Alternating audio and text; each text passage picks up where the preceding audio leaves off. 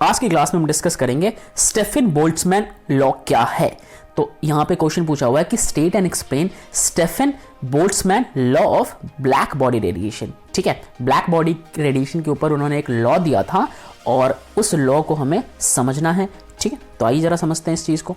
देखो इन्होंने क्या कहा था, इस लॉ ने बेसिकली क्या कहा था, this law state that the total heat energy emitted by a perfect black body पर second unit area is directly proportional to the fourth power of the absolute temperature of its surface।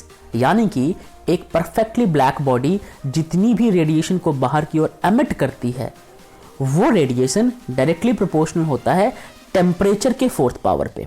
ठीक है, अब मान लो कि ये जो energy है ये एनर्जी एमिट हुई है ब्लैक बॉडी से, तो इस एनर्जी की वैल्यू जो है वो होगी टेम्परेचर के फोर्थ पावर की इक्वल। ठीक, अब इस प्रोपोर्शनैलिटी को हटाओगे तो यहाँ पे आएगा सिग्मा, और सिग्मा एक कांस्टेंट है, ये बात आपको मालूम है। आगे बढ़े, अगर H जो है, H यानी कि rate of radiant energy emitted by black body of the surface area A। ठीक है, मान लो कि ये ना मेरे पास एक सरफेस एरिया बनाते हैं आपके लिए। ठीक है, ये मेरे पास एक ब्लैक बॉडी है, इसका surface area let suppose A मान लो, इसने कुछ रेडिएशन बाहर की ओर एमिट किया। ठीक है, एमिट किया, उस जो रेडिएशन बाहर की ओर एमिट किया उसकी कुछ एनर्जी होगी, तो एनर्जी किसके बराबर है, टाइम पीरियड के बाहर फोर्थ के बराबर है। ठीक, अब जो रेट है, अब एनर्जी बाहर की ओर निकल तो रही है पर आपको रेट भी तो जानना है ना, कितनी जल्दी कितना धीरे, कुछ तो रफ्तार होगा उसके निकलने का, तो उसी को हम यहाँ पे H कह रहे हैं। H जो है वो रेट है इस रेडिएंट एनर्जी के बाहर निकलने का। अब H जो है यहाँ पे वो रेट है रेडिएंट एनर्जी के बाहर निकलने का। अब मान लो कि ये सपोज हमारे पास एक ब्लैक बॉडी है, इसका सरफेस एरिया है A, इस एरिया से कुछ एनर्जी बाहर की ओर निकल रही है। ठीक है, अब एनर्जी बाहर की ओर निकल रही है तो उस एनर्जी का कुछ रेट होगा, कुछ रफ्तार होगा कि कितने टाइम पीरियड में कितनी एनर्जी बाहर की ओर निकलेगी।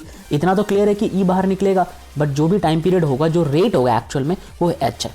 ठीक, अब ये H जो है यानी कि जिस रेट से एनर्जी बाहर निकल रहा है वो किस पे डिपेंड करेगा, एरिया पे। तो अगर यहाँ पे मैं लिख दूँ कि H डिपेंड करता है एरिया पे। ठीक है, मगर निकाल क्या रहा है, ये एनर्जी निकाल रहा है, तो यहाँ पे मैं लिख देता हूँ H is equals to E into में। यहाँ तक समझ गए। अब E की वैल्यू जो है हमारे को पता है कि सिग्मा इंटू में टाइम पीरियड टेम्परेचर की फोर्थ पावर होती है, तो यहाँ पे E की जगह ना, इस E की जगह ये वाली वैल्यू आप सब्सटीट्यूट कर लो। ठीक है, तो E की जगह वैल्यू सब्सटीट्यूट करोगे तो यहाँ पे आ जाएगा सिग्मा इंटू में टेम्परेचर की फोर्थ पावर मल्टीप्लाई बाय जो भी ये सरफेस एरिया है इस ब्लैक बॉडी का। ठीक है, तो यहाँ से हमारे पास H की जो ओवरऑल वैल्यू है वो ये निकल के आ जाती है। वेल, जो यहाँ पे सिग्मा है ये एक यूनिवर्सल कांस्टेंट है, इसी को हम कहते हैं Stefan Boltzmann constant. Stefan Boltzmann constant. ठीक है, और इसकी अलग अलग वैल्यू होती है, SI यूनिट में वैल्यू ये हो गई। ठीक है, बाकी CGS यूनिट में वैल्यू ये हो गई।